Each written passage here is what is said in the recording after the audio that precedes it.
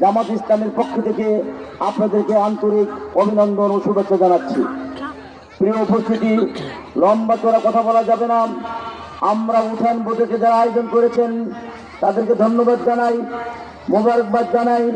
আমি আমার বক্তব্যের শুরুতেই আজকে বাঞ্ছারামপুরে ডাক্তার শহীদুল ইসলাম, শহীদ ডাক্তার বিশিষ্ট মুক্তিযোদ্ধা ইন্তেকাল করেছেন।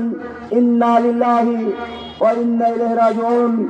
আমরা আমাদের পক্ষ থেকে সেই বিশিষ্ট মুক্তিযোদ্ধা শহীদ ডাক্তারের আত্মার মাগফিরাত কামনা করছি।